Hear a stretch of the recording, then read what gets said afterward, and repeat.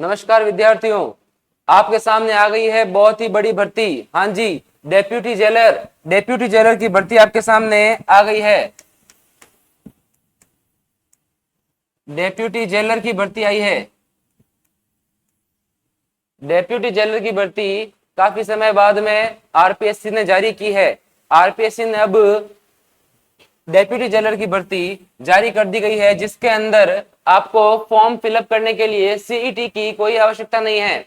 हाँ जी, ये भर्ती सीईटी से पूर्ण रूप से बाहर है। इसके लिए आपको ना तो सीईटी ग्रेजुएशन लेवल की आवश्यकता है और ना ही सीईटी 12th लेवल की आवश्यकता है। बिना सीईटी के भी आप इसका फॉर्म फिलअप कर सकते हैं, लेकिन इसके लिए शैक्षणिक योग्यता क्या होनी चाहिए, इसका जो नोटिफिकेशन आया है उस नोटिफिकेशन में शैक्षणिक योग्यता कि आपको किसी भी यूनिवर्सिटी से ग्रेजुएट होना चाहिए। किसी भी यूनिवर्सिटी से ग्रेजुएशन अगर आपने कर रखी है तो आप इसका फॉर्म फिलअप कर सकते हैं। उसके बाद में आपको working knowledge of Hindi written, आपको हिंदी लिखनी आनी चाहिए देवनागरी स्क्रिप्ट के अंदर, और राजस्थानी कल्चर का नॉलेज होना चाहिए। इसका मतलब जो राजस्थान के हैं वो इसका फॉर्म फिलअप कर सकते हैं, और जिनको हिंदी लिखनी आती है। कुल मिला के आपको केवल एक ग्रेजुएशन की जरूरत है। अगर आप ग्रेजुएट हैं और राजस्थान से हैं तो आप इसका फॉर्म बिल्कुल भर सकते हैं। हाँ जी, इसके लिए देखिए जो ग्रेड पे है वो पे मैट्रिक्स लेवल 9 जो कि ग्रेड पे 2800 का है। इसका मतलब आपकी जो सैलरी है वो लगभग 25,000 से 30,000 के बीच में होने वाली है।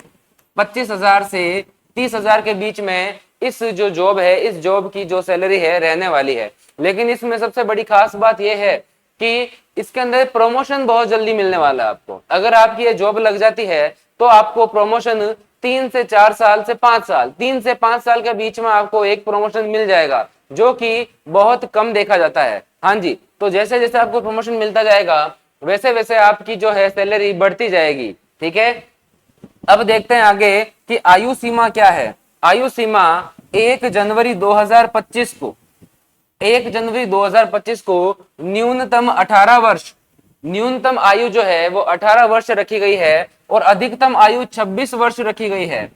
मतलब 18 वर्ष से लेकर 26 वर्ष के बीच में अगर आपकी आयु है तो आप इसका फॉर्म फिलअप कर सकते हैं। लेकिन इतना ही नहीं, आयु के अंदर आपको छूट भी दी गई है। देखिए क्या छूट दी गई है आयु के अंदर। यदि आप एससी,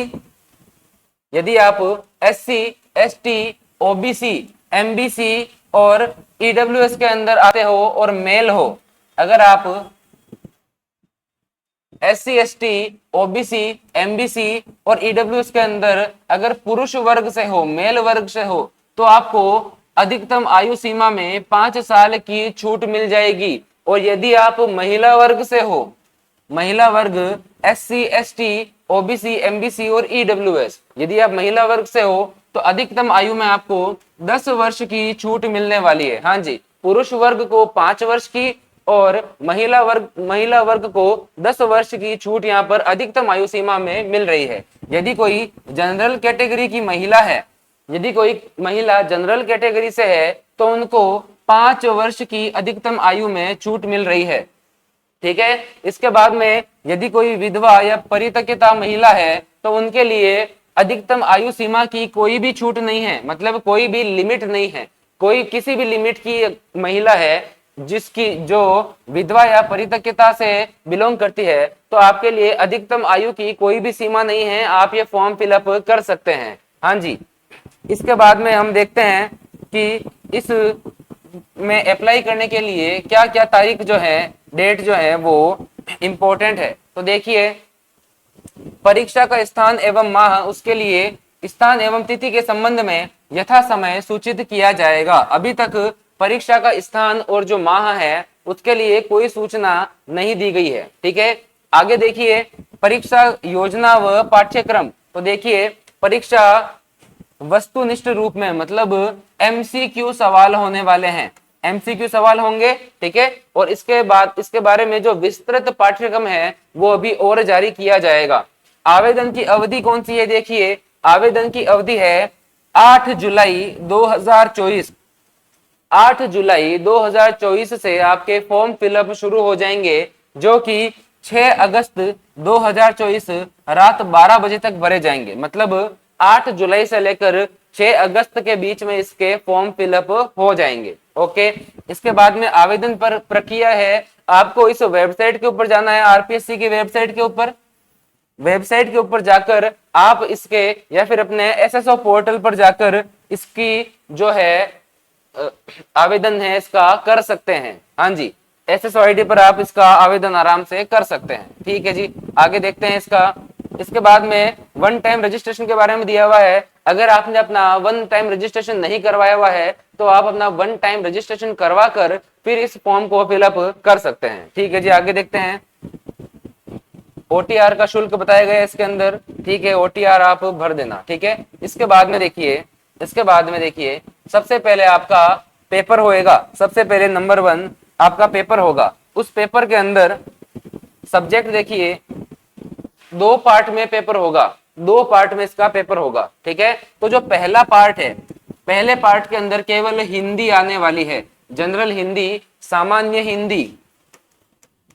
पहला पेपर जो है वो सामान्य हिंदी का होने वाला है, जो कि 3 घंटे का होगा। 3 घंटे का सामान्य हिंदी का पेपर जो कि 200 मार्क्स का होने वाला है। 200 मार्क्स का सामान्य हिंदी का पेपर होने वाला है पहला। और दूसरे पेपर की अगर हम बात करें तो दूसरे पेपर में आपका एक तो जनरल नॉलेज जीके और एक जनरल साइंस। जीके और जीएस का 3 घंटे का पेपर होगा। जीके और जीएस का 3 घंटे का पेपर होगा, जिसके लिए मैक्सिमम 200 मार्क्स रखे गए हैं। तो 200 नंबर की हिंदी आने वाली है और 200 नंबर का जीके और जीएस आने वाला है। अब अगर हम बात करें जीके की, तो जीके के अंदर जैसा कि पिछली बार का पेपर आया था, पिछली बार इसके अंदर आपको राजस्थान जीके देखने को मिला था, कुछ सवाल इंडियन जीके के भी देखने को मिले थे। ठीक है, तो अभी इसकी जो विस्तृत पाठ्यक्रम आएगा उसके अंदर जब जैसे ही ये विस्तृत पाठ्यक्रम लॉन्च होता है वैसे ही हम आपको बता देंगे कि इसके अंदर कौन कौन से सब्जेक्ट टोटल आने वाले हैं। हाँ जी, ठीक है।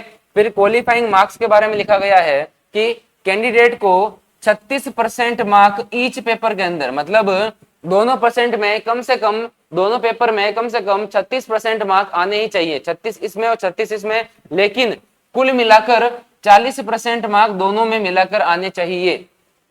मतलब दोनों में 36-36 तो होने ही चाहिए और कुल मिलाकर 40% मार्क्स होने ही चाहिए, तभी आप पास माने जाएंगे। ठीक है, फिर जैसे ही आप ये पास कर लेंगे, जैसे ही आप ये पहला पेपर पास कर लेंगे, फिर आपको फिजिकल टेस्ट के लिए बुलाया जाएगा। सेकंड नंबर आपको फिजिकल एफिशिएंसी टेस्ट के लिए बुलाया जाएगा। फिजिकल एफिशिएंसी टेस्ट के अंदर जो लोग पास होंगे फिर उनको बुलाया जाएगा नंबर 3 इंटरव्यू के लिए। फिजिकल टेस्ट कोई हार्ड नहीं है, इसके अंदर एकदम नॉर्मल सा फिजिकल टेस्ट है कि आपकी चेस्ट कितनी है, आपकी हाइट कितनी है, आप आंखों से सही देख पा रहे हैं या नहीं देख पा रहे हैं, बस इतना ही आपका फिजिकल टेस्ट होगा। फिजिकल टेस्ट होने के बाद में आपको इंटरव्यू के लिए बुलाया जाएगा और फिर यदि आप इंटरव्यू में पास होते हैं तब आपको ज्वाइनिंग लेटर दिया जाएगा। ठीक है जी, ये मैंने आपको सारी भर्ती की प्रक्रिया साफ साफ तौर पर बता दी है। इसके बाद में हम देखते हैं कि कुल वैकेंसीज कितनी हैं। कुल वैकेंसीज देखिए, यदि हम कुल वैकेंसीज पर नजर डालें तो नंबर ऑफ पोस्ट जो नॉन टीएसपी एरिया है उसके लिए 70 सीट, 70 सीट्स जो है नॉन टीएसपी एरिया के लिए हैं, और जो शेड्यूल्ड एरिया है टीएसपी एरिया उसके लिए केवल 3 सीट्स। तो टोटल 73 सीट्स पर इसका फॉर्म फिलअप होगा। माना ये बहुत कम सीट्स हैं, लेकिन इसमें फॉर्म भी इतने ज्यादा नहीं भरे जाएंगे। और दूसरी बात, जब बात फिजिकल और इंटरव्यू की आ जाती है तो काफी सारे लोग फॉर्म फिलअप करने में आनाकानी करते हैं। ठीक है, तो यदि आप एक जॉब की तलाश में हैं तो आपको जरूर से जरूर ये फॉर्म फिलअप करना ही चाहिए, जिसके अंदर केवल हिंदी, जीके और जीएस आने वाला है। ठीक है, टोटल जनरल की 18 वैकेंसी है, एससी की 8 वैकेंसी, एसटी की 6 वैकेंसी, ओबीसी की 3 वैकेंसी, एमबीसी की 3 और ईडब्ल्यूएस की 5 वैकेंसी आपको यहाँ पर दी गई है। ठीक है, जैसे इसका पाठ्यक्रम आएगा हम आपको और अच्छे तरीके से इसके पाठ्यक्रम के बारे में बताएंगे। तब तक के लिए हमारे साथ बने रहिए। धन्यवाद।